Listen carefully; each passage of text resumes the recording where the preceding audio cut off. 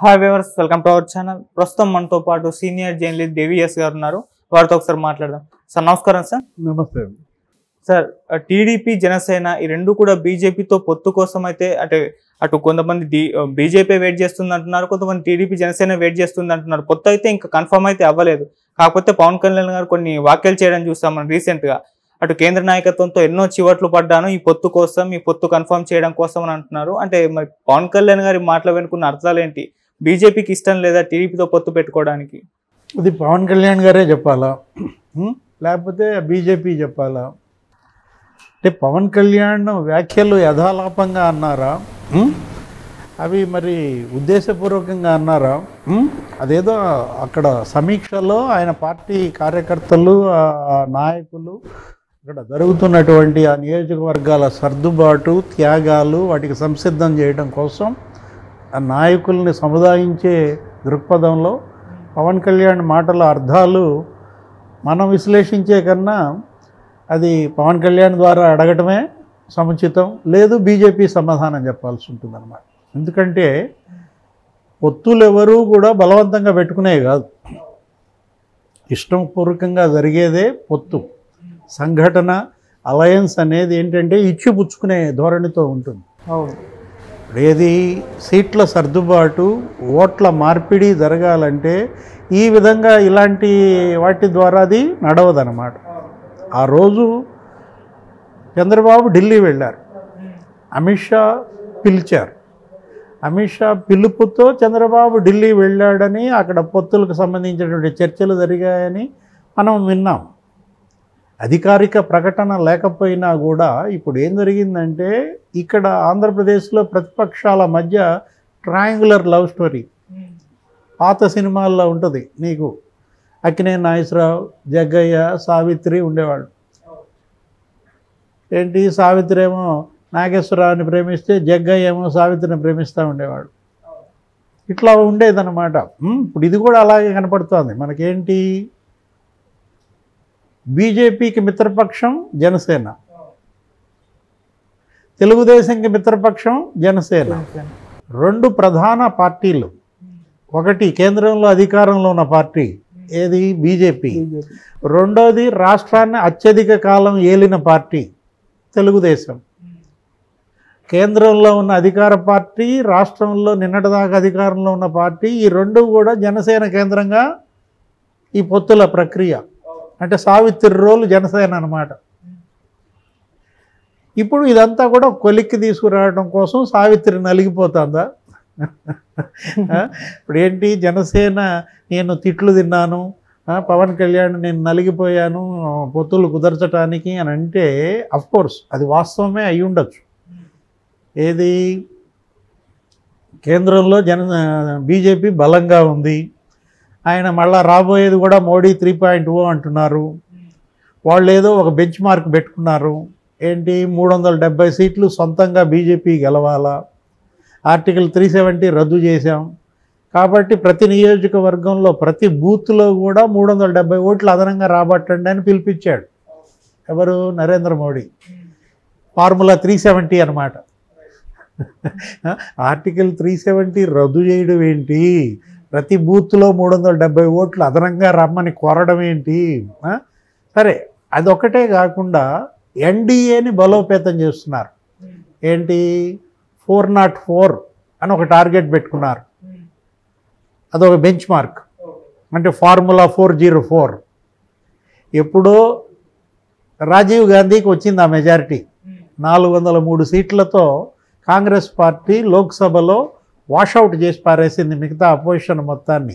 ఇప్పుడు ఇందిరాగాంధీ హత్యోదంతం, సానుభూతి ఆమె కొడుక్కి రాజీవ్ గాంధీకి వెల్లువెత్తింది.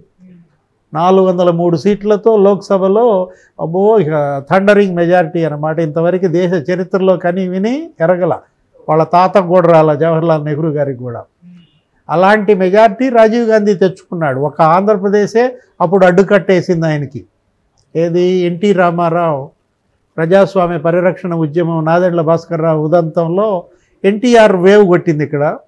ఇక్కడే కాంగ్రెస్ పార్టీ అంత రాలేదు, దేశం మొత్తం స్వీప్ చేసేసింది. ఆ బెంచ్ మార్క్ని తను దాటాలి. 404 ఎన్డీఏ కొట్టాలి అని తీసుకున్నాడు మోడీ 3.0లో. జై శ్రీరామ్ ఉంది కదా, అవును, మొత్తం అంతా రామాలయం ఫీవర్ ఉంది కదా.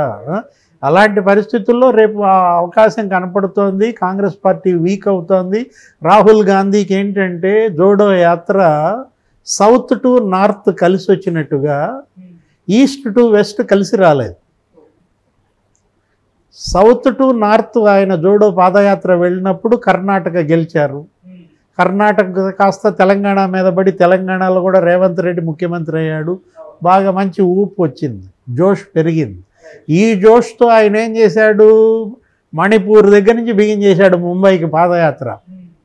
అది కాస్త కొంత దెబ్బతింటోంది, అంతగా క్లిక్ అవ్వాల. ఏం జరిగింది, వెస్ట్ బెంగాల్లో అడుగు పెట్టంగానే మమతా బెనర్జీ డ్రాప్, బీహార్లో అడుగు పెట్టంగానే నితీష్ కుమార్ డ్రాప్. ఇట్లా రాహుల్ బలహీన పడుతున్న దీంట్లో మోడీ బలపడుతున్న ఈ దీంట్లో నితీష్ కుమార్ ఎప్పుడైతే మళ్ళా మోడీతో జోడీ అయ్యాడో వెంటనే చంద్రబాబు వచ్చారు.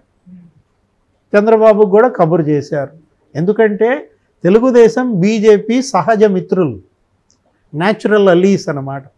అద్వానీ వాజ్పేయి హయాంలో బీజేపీ, ఎన్టీఆర్ హయాంలో తెలుగుదేశం ఒక మంచి ఇది ఉండేది. అవును, ఎన్టీ రామారావు 1985లో ఆయన దిగిపోయిన తర్వాత అసెంబ్లీ రద్దు చేసిన తర్వాత ఏం చేశాడు, లెఫ్ట్ ఏమో వామపక్షాలు, రైట్ ఏమో బీజేపీ అందరితో కలిసి వెళ్ళాడు.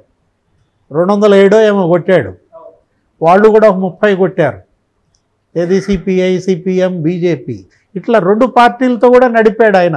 ఎవరు, పెద్ద ఆయన ఎన్టీ రామారావు. అది ఆ యుగం. ఆ తర్వాత ఇక్కడ చంద్రబాబు వచ్చారు, తెలుగుదేశం భుజాన్ని వేసుకున్నారు ఆయన. అద్వానీ వాజ్పేయి కూడా చంద్రబాబుని రిలయబుల్ ఫ్రెండ్గా తీసుకునేవాళ్ళు, నమ్మదగిన మిత్రపక్షం అనేవాళ్ళు దీన్ని, ఎవరిని, తెలుగుదేశాన్ని.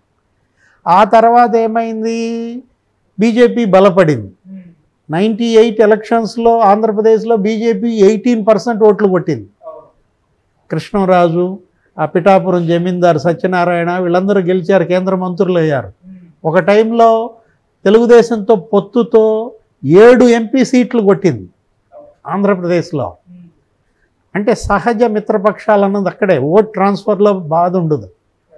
బీజేపీ ఓటు తెలుగుదేశంకి ట్రాన్స్ఫర్ అవుతుంది, తెలుగుదేశం ఓటు బీజేపీకి ట్రాన్స్ఫర్ అవుతుంది. తెలుగుదేశం ఇవాళ పెట్టిన తర్వాత, ఆవిర్భావం తర్వాత 10 ఎలక్షన్లు ఫేస్ చేస్తే 5 ఎలక్షన్లు బీజేపీ పొత్తుతో వెళ్ళారు. కాబట్టి వాళ్ళిద్దరి మధ్య ఇబ్బంది ఏమీ ఉండదన్నమాట. దీంట్లో ఇప్పుడు ఏం జరిగింది, మోడీ యుగం ప్రారంభమైన తర్వాత బీజేపీలో మోడీ షా ఎరా బిగిన్ అయిన తర్వాత చంద్రబాబుతో వాళ్ళు ఫ్రెండ్షిప్ చేశారు. ఎన్డీఏ 2లో ఇక్కడ బీజేపీ మంత్రులు ఉన్నారు, అక్కడ తెలుగుదేశం మంత్రులు ఉన్నారు. ఆంధ్రప్రదేశ్కు ప్రత్యేక హోదా అనే ఇష్యూలో ఏం జరిగింది, జగన్మోహన్ రెడ్డి సవాల్కి స్పందించి చంద్రబాబు తన మంత్రులను వెనక్కి పిలిపించారు. అప్పుడే మోడీ చంద్రబాబుని హెచ్చరించారు, జగన్ ట్రాప్లో పడుతున్నావు బాబు అని. సరే, what ever it may be, ఆయన రాష్ట్ర ప్రయోజనాలే ముఖ్యం అనుకున్నాడు. ఆయన ఏంటి బయటకు వచ్చేసాడు. కానీ ప్రజలు జగన్ వైపు మళ్ళారు. అవును, జగన్ ఒక్క ఛాన్స్ ఇవ్వాలని ఆయన అడిగేసరికి చంద్రబాబును ఓడించారు, జగన్ని సీఎం చేసుకున్నారు. ఆ సందర్భంలో మోడీకి చంద్రబాబుకి గ్యాప్ వచ్చింది. బీజేపీకి తెలుగుదేశంకి కొంచెం చిట్టపట్టలు, ఒకళ్ళనొకళ్ళు విమర్శించుకోవటం మనం చూసాం. పవన్ కళ్యాణ్ ఆ తరువాత ఏం చేశాడు, జనసేన బీజేపీకి దగ్గరయ్యాడు. అతను మొదట బీజేపీని విమర్శించాడు, పాచిపోయిన లడ్లు అన్నాడు, వెంకయ్యనాయుడిని విమర్శించారు. ఏం తెచ్చారు మీరు మాకని అడిగారు. తిరుమలలో మోడీ ఏం ఉపన్యాసం చెప్పాడన్నారు. అప్పట్లో తల్లిని చంపావు, పిల్లని బతికిచ్చావు అన్న వ్యాఖ్యలు ఉన్నాయి కదా. కానీ మళ్ళా పొత్తు కుదిరింది. ఎవరికి, పవన్ కళ్యాణ్కి బీజేపీకి. పవన్ కళ్యాణ్కి చంద్రబాబుకి పొత్తు కుదిరింది. ఇప్పుడు చంద్రబాబుని బీజేపీకి దగ్గర చేసే బాధ్యత భుజానేసుకున్నాను. తెలుగుదేశాన్ని మళ్ళా బీజేపీతో పొత్తు పెట్టించడం కోసం నేను చాలా కష్టపడ్డాను, వాళ్ళ చేత చివాట్లు కూడా తిన్నానో ఏదో అన్నాడు. మీరు ఏ చివాట్లు తిన్నా, మీరు ఎన్ని తిట్టించుకున్నా ఇదంతా కూడా అప్రస్తుతం, అసందర్భం. ఇది కాదు కావాల్సింది. ఇప్పుడు ఇవాళ కావాల్సింది ఏంటి, ముగ్గురు ఏకంగా నిలబడాలి, ముగ్గురికి ఒకటే నినాదం, ముగ్గురి యొక్క అజెండా ఒకటే. అవును. 3 పార్టీల అజెండా ఏంటి? వాళ్ళ బీజేపీది, జనసేనది, తెలుగుదేశంది, వైసీపీ విముక్త ఆంధ్రప్రదేశ్, జగన్ విముక్త ఆంధ్రప్రదేశ్ కావాలని కోరుకుంటున్నారు. ఎందుకు? వీళ్ళంతా బాధితులు, జగన్మోహన్ రెడ్డి బాధితులంతా ఏకమవుతున్నారు.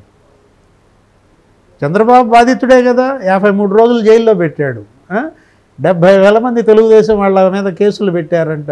అచ్చెన్నాయుడు, కొల్లు రవీంద్ర, ధూళిపాల నరేంద్ర, పట్టాభి అందరినీ జైల్లో వేశారు. దేవినేని ఉమా. ఇక పవన్ కళ్యాణ్ జగన్ బాధితుడే కదా. విశాఖ ఎయిర్పోర్ట్లో పవన్ కళ్యాణ్ దిగితే గందరగోళం చేసి యుద్ధ వాతావరణం సృష్టించారు అక్కడ. రోజా నేతృత్వంలో వైసీపీ వర్సెస్ జనసేన.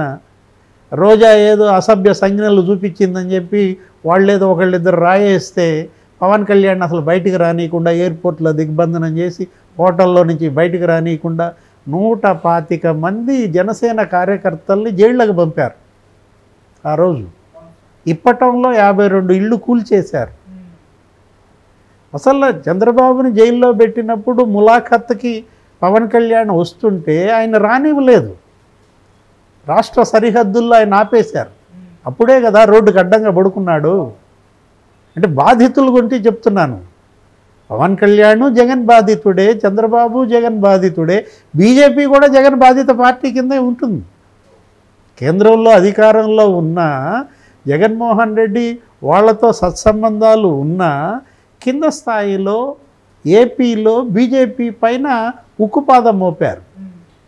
బీజేపీ జాతీయ కార్యదర్శి సత్యకుమార్ మీద దాడి చేసి గందరగోళం చేశారు అమరావతిలో.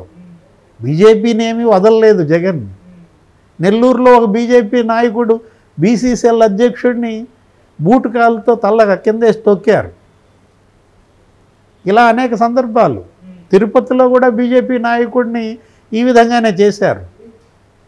అంటే బాధిత పార్టీలన్నీ ఏకమవుతున్నాయి. వైసీపీ విముక్త ఆంధ్రప్రదేశ్, జగన్ విముక్త ఆంధ్రప్రదేశ్ అనే ఒకే ఒక స్లోగన్ ఆ 3 పార్టీలని ఏకం చేస్తోంది. దానికి పవన్ కళ్యాణ్ సూత్రధారిగా మారాడనమాట. తెలుగుదేశాన్ని బీజేపీకి దగ్గర చేయడంలో కృష్ణరాయబారం చేశాడు. కానీ సార్ ప్రజెంట్ బీజేపీ పరిస్థితి చూసుకుంటే అంటే ఆంధ్రప్రదేశ్లో 1% ఓటింగ్ కూడా లేదు కదా సార్. మళ్ళీ టీడీపీతో పొత్తు వెళ్తే టీడీపీకే నష్టం అంటున్నారు. మైనారిటీల ఓట్లన్నీ కూడా దూరం అవుతాయని అంటున్నారు. మరి ఇది ఏ విధంగా ఈ పొత్తు వర్కౌట్ అవుతుంది అంటారు సార్? అంటే వేవ్ వచ్చినప్పుడు ఇవన్నీ మైనర్. ఒక సునామీ రాబోతున్నప్పుడు ఇప్పుడు ముస్లిమ్స్ కూడా జగన్ బాధితులే కదా. ఇప్పుడు జగన్మోహన్ రెడ్డి ఎవరిని వదిలిపెట్టాల, బాధించటంలో సమన్యాయం పాటించాడనమాట. బీసీ, ఎస్సీ, ఎస్టీ, ముస్లిం అందరినీ కూడా ఈక్వల్గా బాధించుకుంటూ వచ్చాడు. కాబట్టి ఆ బాధితులంతా మరి తప్పదు కదా, జగన్ ఓటమి కోసం కృషి చేస్తారు, పనిచేస్తారు. ఎందుకంటే మళ్ళా జగన్మోహన్ రెడ్డి కలిస్తే ఈ పార్టీలు ఉండవు, వీళ్ళని బతకనివ్వరు. వీళ్ళందరూ మళ్ళా కేసులు, మళ్ళా స్టేషన్లు, భూ కబ్జాలు, దందాలు. మనం చూసిన పరిస్థితుల్లో అతను గెలవడానికి వీల్లేదు అనే ఏకైక ధ్యేయంతో ఇవాళ అన్ని పార్టీలు ఏకమవుతున్నాయన్నమాట.